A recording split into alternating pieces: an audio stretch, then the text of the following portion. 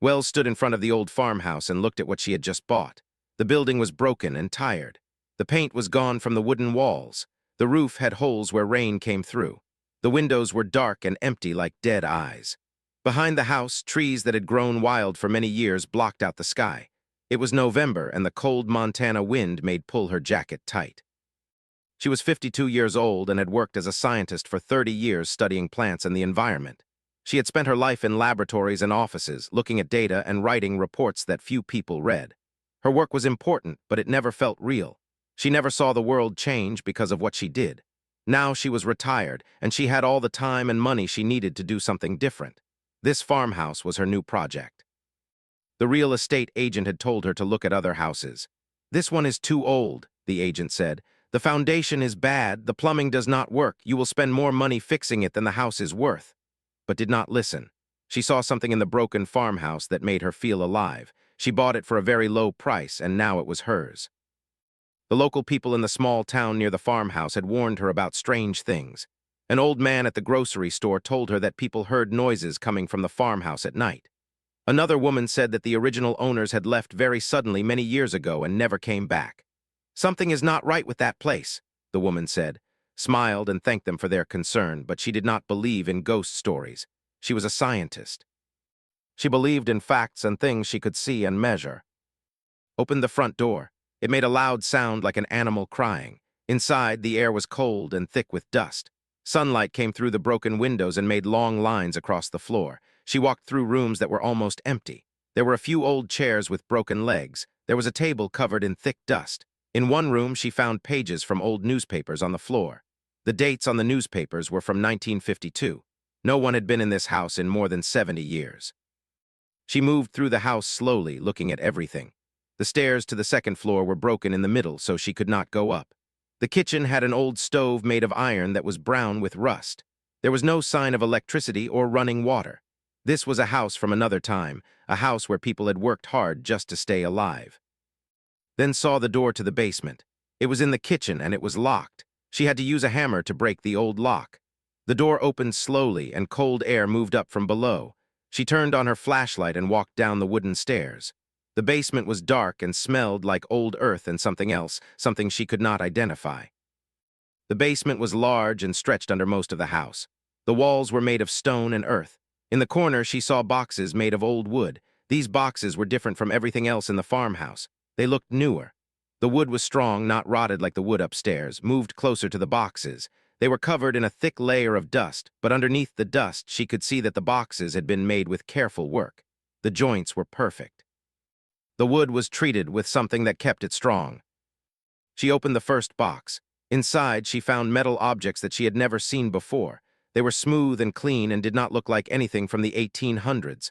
One object was shaped like a small box with lines on it that looked like writing, but the writing was not English. Another object was made of a material that was not metal and not plastic. It felt warm to her fingers even though the basement was very cold. His heart began to beat faster. She looked around the basement more carefully. Behind the boxes, she saw that part of the stone wall looked different from the rest. She moved boxes and tools away from the wall. Then she saw it. One section of the wall was not made of old stone. It was made of brick that had been painted to look like old stone. She pushed on the brick and it moved slightly. She pushed harder and the bricks began to come loose. Behind the false wall, she found a space. Inside the space was a door made of metal. Hands were shaking. She was a scientist who believed in logic and facts. She did not believe in mysteries or secrets hidden in old farmhouses, but this was real. This was in front of her. The metal door had no lock that she could see. She found a handle and pulled. The door moved open very slowly.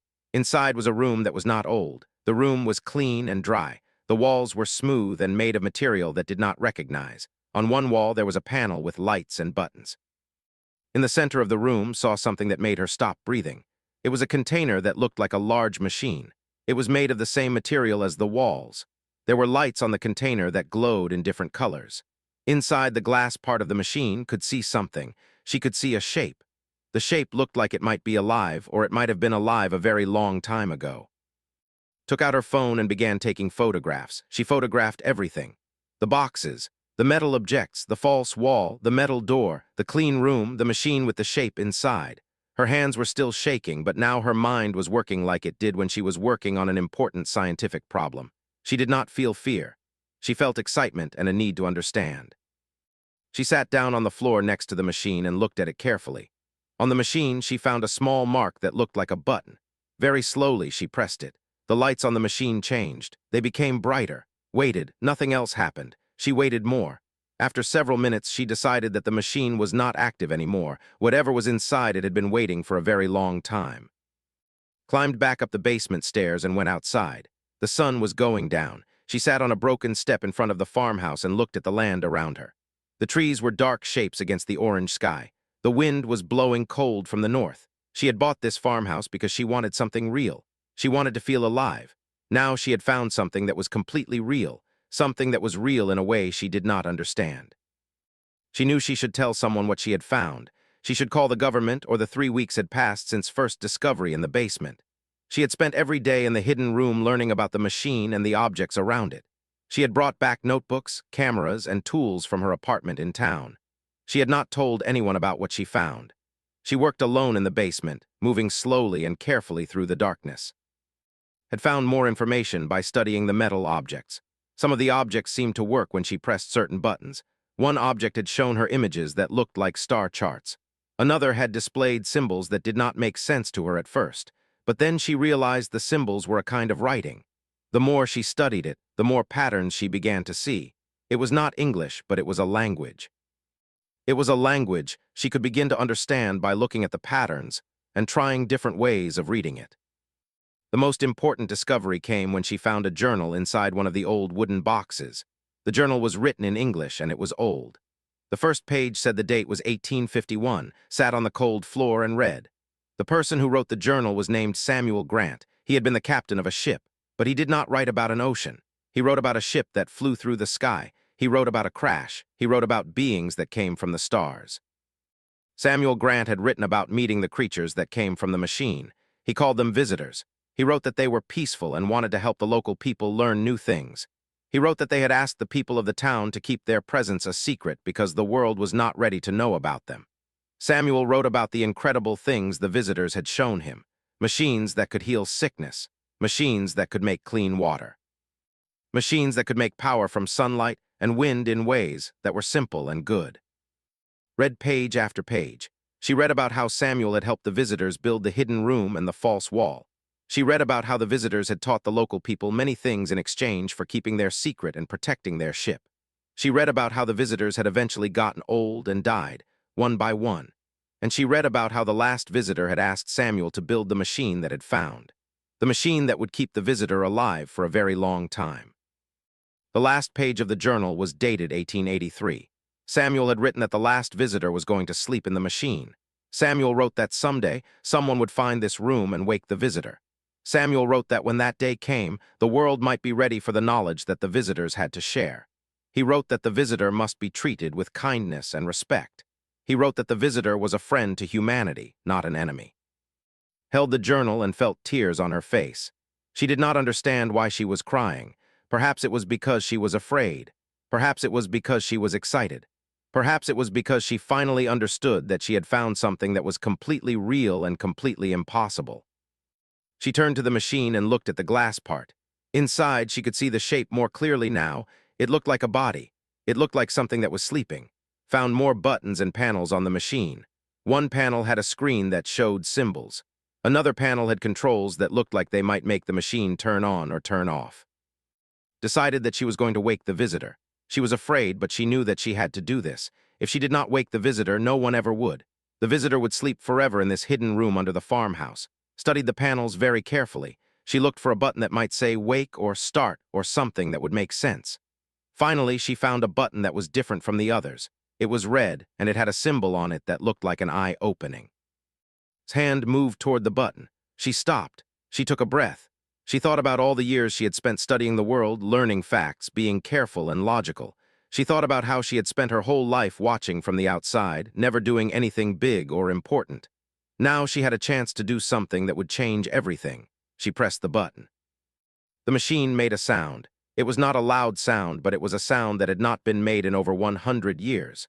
Lights on the machine began to glow brighter. The screen showed symbols moving very fast, heard a humming sound. She could see something moving inside the machine under the glass. The shape was moving. It was waking up. Stepped back, her heart was beating so fast that she thought she might get sick. She waited. Minutes passed. The humming got louder, then it got quieter, then it stopped.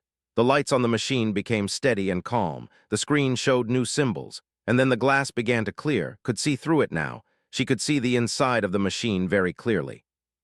Something was moving inside. Heard a sound like air being let out of something. A part of the machine opened, and something came out. It was the visitor. The visitor was not like anything had ever seen. It was shaped like a human, but it was completely different. Its skin looked like it was made of crystal that reflected light in many colors. When it moved, the light moved with it. It had 2 arms and 2 legs like a human. It had a head with 2 eyes, but everything about it was strange and beautiful. The visitor moved slowly, like someone waking up from a long sleep. The visitor saw its eyes, which were large and dark and seemed to hold light inside them, looked directly at her. For a moment, thought the visitor might be afraid or angry, but then the visitor made a sound. It was not a word in English or any language new, but it sounded gentle. It sounded like a question. It sounded like the visitor was asking who was. Made her voice steady. "Hello," she said. I am a human. I found this room. I found the journal. I found you." The visitor took a step forward. It moved very slowly and carefully, did not move away. The visitor made more sounds, different sounds, sounds that seemed to change and shift. Then, from the machine on the wall, heard something unexpected. She heard English words. A voice, not quite like a human voice, came from the machine. "I am Unit 7, the voice said. "I have been in stasis for 132 years. Where is Captain Grant? Where is my ship? What year is this?" His breath came out slowly. She was face to face with something from another world. She was the first person in over 100 years to speak to an alien, and more than that, she was the first person to wake it up. She was the person who would change the world, whether she wanted to or not. 2 months had passed since woke Unit 7. They had spent every day together in the hidden room and later in the farmhouse itself. Unit 7 had learned to move in human ways. The visitor had learned to speak English in the way that humans spoke it, had learned about the people, Unit 7 species. She had learned about a universe that was far larger and stranger than she had ever imagined. Unit 7 had told about the crash that happened in 1849. The ship had been on a journey to study new star systems when something had broken inside the ship. The captain had tried to land on Earth to make repairs, but the landing had been wrong. The ship had crashed into the ground near where the farmhouse now stood. Most of the crew had died in the crash. The few who survived had met the people who lived in the area. Those people had been kind and helpful. And over the years, before all the crew members died of old age, they had shared knowledge with the humans who helped them. Unit 7 had explained that technology could do amazing things.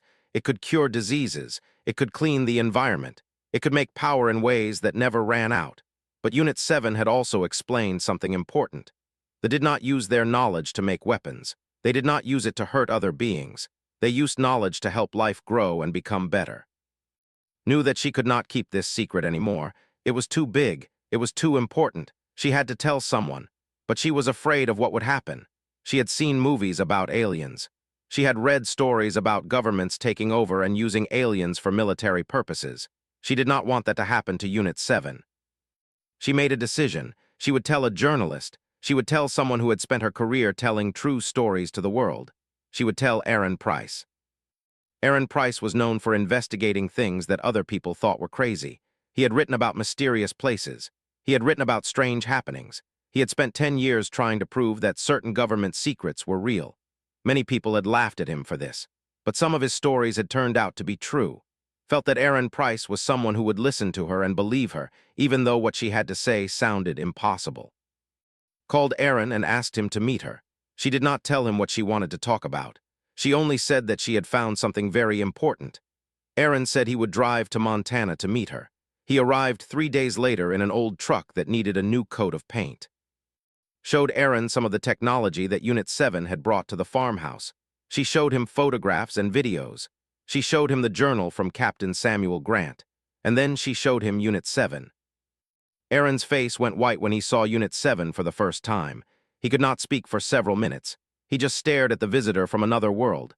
Then he started asking questions, hundreds of questions, answered every one. Unit 7 answered questions too through the translation device that they had fixed and improved. Aaron spent 2 days at the farmhouse. He recorded everything. He took photographs. He tested some of the technology. He read the journal multiple times, and slowly his doubts disappeared. He believed. He believed that Unit 7 was real and that everything had told him was true. "This is the biggest story in human history," Aaron said finally. "This is bigger than anything that has ever happened. I have to publish this. The world has to know." Felt nervous. "What will happen when people know?" she asked. "What will happen to Unit 7? Aaron thought about this carefully. "I do not know," he said, "but I know that keeping this secret would be wrong. The world deserves to know about this.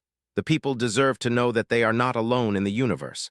The people deserve to know about the knowledge that Unit 7 can share. We have to trust that humanity will do the right thing." Looked at Unit 7. "What do you want?" she asked. Unit 7's skin glowed softly. "I want to help," Unit 7 said.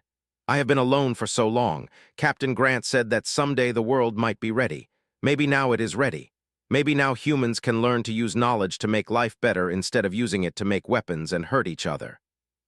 Aaron published his story on a website that was seen by millions of people. He included photographs and video. He included parts of the journal. He included statements from and Unit 7. Within hours, the story spread across the world. Every news station began talking about it. Every country's government wanted to know if it was true. The farmhouse was surrounded by reporters and cameras within one day. There were police cars and military vehicles. There were scientists who wanted to study Unit 7. There were religious leaders who said that aliens proved that God was real. There were people who said that aliens were dangerous and should be destroyed. The world became confused and loud and afraid. And Unit 7 had to hide in the basement while people argued above them about what should be done. She could hear shouting. She could hear people arguing about whether Unit 7 should be taken away or whether the technology should be locked up by the government so that no one could use it. Then a man came to the farmhouse. His name was Gregory Hayes, and he was dressed in a suit that looked official. He talked to the reporters and police. He asked them to move back and give an Unit 7 space. Then he came down to the basement. "I am sorry," Gregory said. "The government did not handle this well, but I am here to help. There is something you need to know. The government has known about this farmhouse for a very long time. We found the crash site in 1952 when we were building a road. We found the remains of the ship underground. 1 year had passed since the world learned about Unit 7 and the technology. Sat in a large research center that had been built near the farmhouse. The center had computers and laboratories. It had scientists from many countries working together. It had become the place where humans and worked as partners to understand and develop new technology. The changes in the world had come very fast. Unit 7 had helped doctors develop medicines that could cure diseases that had killed millions of people for hundreds of years. Cancer could now be treated in ways that worked almost every time. Diseases like malaria and tuberculosis and AIDS were becoming things of the past. People around the world were getting healthier and living longer. But there had also been problems, very big problems. The companies that made medicines the old way had lost money. The oil companies that provided energy to the world had also lost money because Unit 7 had helped create new ways to make power from the sun and wind. The weapons manufacturers had lost money because world leaders were talking about peace instead of war. These companies did not like losing money. They began to fight against the knowledge. News reports started saying that the new medicines were not safe. News reports said that the technology might destroy human jobs and make people poor. Some world leaders said that the knowledge should be kept only for their own country and not shared with the rest of the world. They wanted to capture Unit 7 and keep the visitor as a prisoner so that only they could use the technology. 3 times, soldiers tried to break into the research center and take Unit 7. Gregory Hayes and had to work with security people to protect the visitor. Aaron Price wrote articles that told the truth about what was happening. He explained that some people wanted to stop the knowledge because they wanted to keep making money from old and harmful ways of doing things. The people of the world started to understand what was happening. Young people especially began to support Unit 7. They went to big gatherings and held signs that said things like, "Share the knowledge," and "One world, one future." They understood that the technology could help solve problems like hunger and dirty water and pollution. They wanted a world where this knowledge belonged to everyone. A group of countries formed an alliance. They promised that the knowledge would be shared with all nations equally. They promised that no country would use the technology to make weapons. They promised that all humans, rich or poor, would have access to the medicines and power sources that Unit 7 had helped create. It was not a perfect system. There were still countries that did not join. There were still people who tried to stop the sharing of knowledge, but it was a beginning. It was the first time in human history that so many countries had agreed to work together for the good of all people. Unit 7 worked in the laboratory every day, teaching and learning. The visitor seemed to grow stronger and healthier as time passed. Asked Unit 7 about this. "Why do you seem so happy?" she asked. "You lost your ship, you lost your crew, you were asleep for over 100 years. Why are you not sad?" Unit 7's crystal skin glowed with soft colors. "I was sad when I first woke up," Unit 7 said. "I grieved for my crew and my home, but now I understand something. My people, though, we learned long ago that the most important thing is to help life grow and become stronger. We gave up making weapons thousands of years ago. We decided that knowledge should be used to help, not to hurt. But we thought we were alone in this belief. We thought that only the believed in this way." "And now," asked.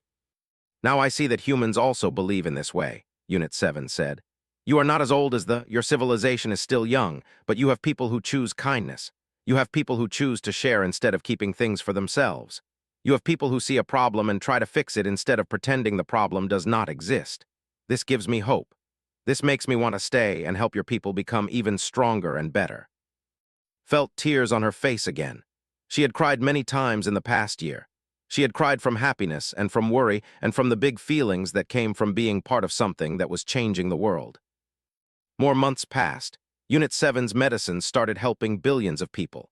In Africa and Asia and South America, where many people had been dying from diseases, doctors began using the treatments. The death rates went down. Children who would have died were now living and growing up healthy. The change was real and it was visible. You could see it in the faces of mothers who did not have to bury their children anymore. The new power systems started going up in poor countries first. Solar panels and wind systems that used design principles were cheap and easy to build. Villages that had never had electricity now had lights and refrigeration and computers. Farmers could pump water from deep under the ground to grow food in places that had always been dry. The world was changing in ways that were good for the people who had the least. But the change was also hard. Workers who had jobs making the old kinds of medicine lost their jobs. Workers in coal mines and oil fields lost their jobs. These people did not want to lose their jobs. They were angry. Some of them tried to stop the changes. Some of them listened to leaders who said that the knowledge was bad and dangerous. Understood their worry. She had meetings with these workers. She listened to their concerns. She worked with Gregory and other leaders to create programs that would help these workers learn new skills and find new jobs. It was slow work. It was not perfect, but it was work that mattered. Unit 7 helped understand something important. When a species makes a big change, it is always hard, Unit 7 said. Some people will lose things that they depended on, but if the change is good for the whole species, then it is worth doing. You have to help the people who lose things. You have to make sure they are okay. That is how you make sure people believe in the change and support it. By the end of the first year, the farmhouse had become a historical monument. The basement where Unit 7 had been hidden was now a museum where people could see the original technology and read the journal from Captain Samuel Grant. Millions of people came to see the place where everything had changed. They stood in that basement and tried to imagine what it must have been like when first discovered the hidden room. 3 years had passed since it pressed the button that woke Unit 7 from a sleep that had lasted 132 years. Was now 55 years old, though sometimes she felt much older because so much had happened in such a short time.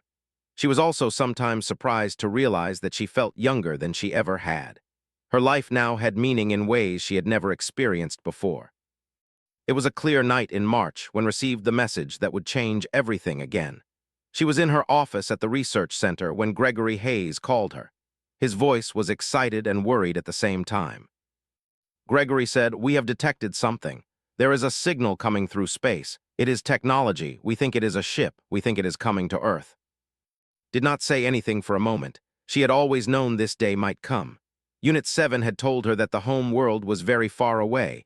It took a very long time to travel between the stars. But eventually, the space program would send a ship to search for Unit 7. Eventually, rescue would come. "How long until the ship arrives?" asked. "Between 3 and 6 months, Gregory said. "We have confirmed that it is definitely. They are using their communication system. They know that Unit 7 is on Earth. They are coming to bring Unit 7 home. Found Unit 7 in the main laboratory. The visitor was looking at medical research with several human doctors. The doctors were trying to understand how Unit 7's medicines worked so they could improve them even more. Unit 7 turned when entered the room. "You have received the message from my people," Unit 7 said. It was not a question. "How did you know?" asked. "I have been expecting this for some time," Unit 7 said. "My people would not stop searching. They would send a ship. This was always going to happen. I have been preparing myself for this moment." The human doctors left the room quietly, understanding that, and Unit 7 needed to speak alone. "You have to go home," said. "Your people are coming to bring you home. You should be excited. You should be happy. You will see your family and your world again." "Yes," Unit 7 said. The visitor's crystal skin glowed soft blue colors. "I should go home. That was always the plan. That has always been what I wanted, but now I am not sure." "What do you mean?" asked. Unit 7 moved to the window and looked out at the Earth. The night was clear and the stars were bright. "My home is very far away," Unit 7 said. "I have not been there for over 200 years. The I knew are gone. The world I knew might have changed. My family might not even remember me. In a way, I have already lost my home, but I have found a new home here. I have found humans who believe what I believe. I have found people who want to help others instead of hurting them. I have found a reason to stay alive that is bigger than just surviving." Listened carefully. "When I was asleep in the machine," Unit 7 continued, "I was asleep for so long that I thought I might never wake up. I thought I might never see anything or feel anything ever again. But Captain Grant and his people gave me hope. They showed me that humans could be good and kind. They left me journals and messages that said someday the world might be ready to learn. And when you woke me up, I understood that humanity had come much further than I expected. I understood that humanity was learning. I understood that there was important work to be done here." "So what are you saying?" asked, though she thought she already knew the answer. "I am saying that I want to stay," Unit 7 said. "I want to stay on Earth for at least another 10 years. I want to help your people continue to learn and grow. I want to help make sure that the knowledge from my people helps all humans, not just some humans. I want to help humanity become a species that uses knowledge for good instead of for destruction. When I have done this work, then I can go home. Then I can go back to my people and tell them what I have learned. Then I can help my people understand that humanity is worth saving, that humanity is worth helping." Hugged Unit 7. The visitor's crystal skin was warm and smooth under her arms. 3 months later, a ship from the arrived in orbit above Earth. It was a beautiful ship made of the same kind of crystal that Unit 7's skin was made of. The ship glowed with soft lights that could be seen in the night sky. The whole world watched as the Inhuman leaders made contact. The captain of the ship was named Vessel 12. The captain had known Unit 7 before Unit 7 had been sent on the mission that ended in a crash. Vessel 12 was shocked to learn that Unit 7 had been asleep on an unknown world for so long. But Vessel 12 was also moved by the story of what Unit 7 and the humans had done. "Unit 7 has suggested something very interesting," Vessel 12 said in a communication that was broadcast to the entire world. "Unit 7 wants to stay on Earth and continue the work that has begun here. Unit 7 wants to help humanity reach a level of development where humans can be true partners. My people have considered this request. We believe this is correct. We believe that helping humanity is more important right now than bringing Unit 7 home. So we will leave some members of our crew to work with Unit 7 and with you. In 10 years, we will return and take both Unit 7 and our crew home. But we will leave with you the knowledge and the hope that humanity can continue to grow and to become a species that is worthy of the stars." The world celebrated. People gathered in the streets and parks. They looked up at the sky where the ship was visible. They understood that they were not alone. They understood that there were beings from other worlds who believed that humanity was worth helping. They understood that the future could be different from the past. Became the official ambassador between humans and she worked with Unit 7 every day. Together, they made sure that the knowledge was shared fairly and equally among all the nations of Earth. Used her scientific training to help translate concepts into ideas that humans could understand and use. Unit 7 used patience and kindness to teach humans new ways of thinking about problems. The farmhouse became even more important. Scientists and leaders from every country came to the farmhouse to study the original journals and technology. Students from schools all over the world visited the basement where everything had started. Teachers used story to teach young people about the importance of curiosity, bravery, and making good decisions. In one classroom in a small school, a young girl named Sophie read about. Sophie learned that an ordinary person who was just willing to explore and ask questions could change the entire world. Sophie decided that she wanted to become a scientist like. She wanted to explore and discover things. She wanted to help make the world better. And she was not alone. Thousands of young people around the world were inspired by story. 5 years after Unit 7 had first arrived at the farmhouse, stood with Unit 7 on the porch. They looked out at the land around the farmhouse. The farmhouse had been restored and preserved. The basement was a museum.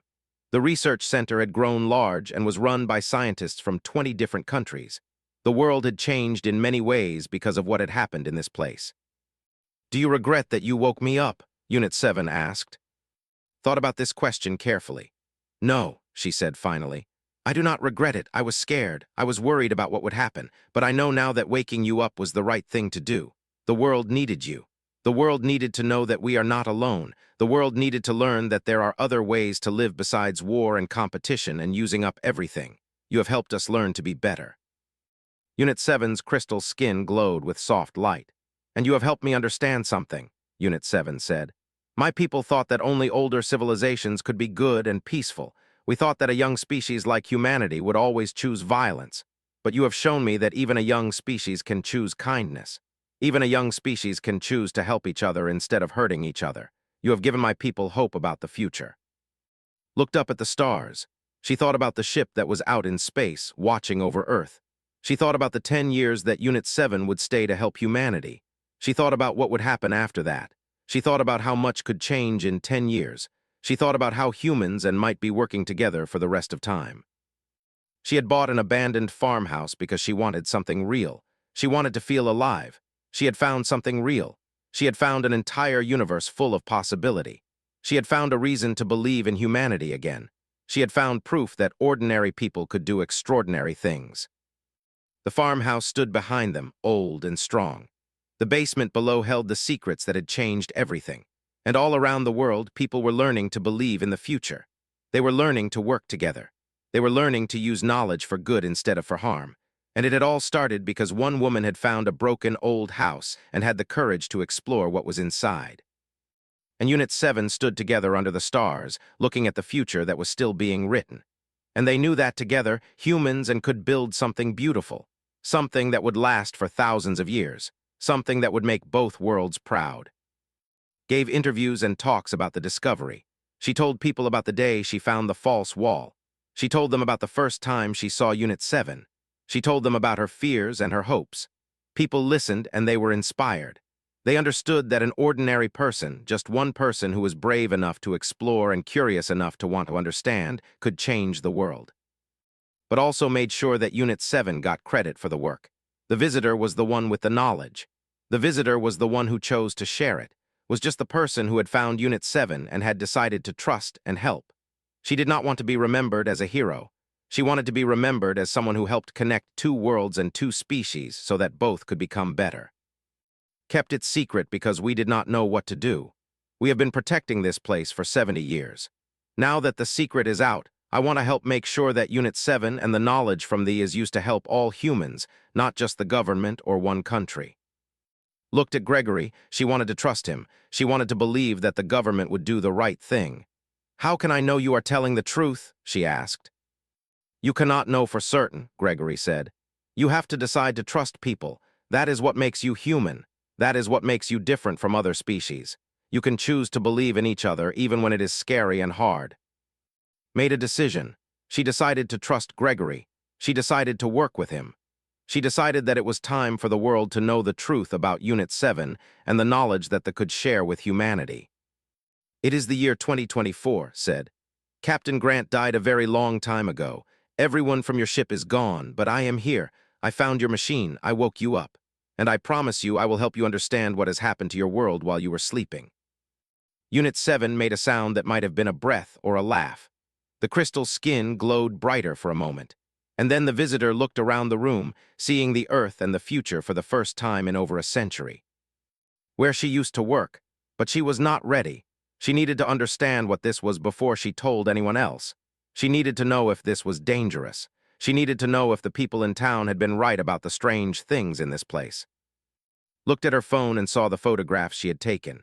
The metal objects, the false wall, the machine. She made a decision. She would not tell anyone yet. She would study this alone.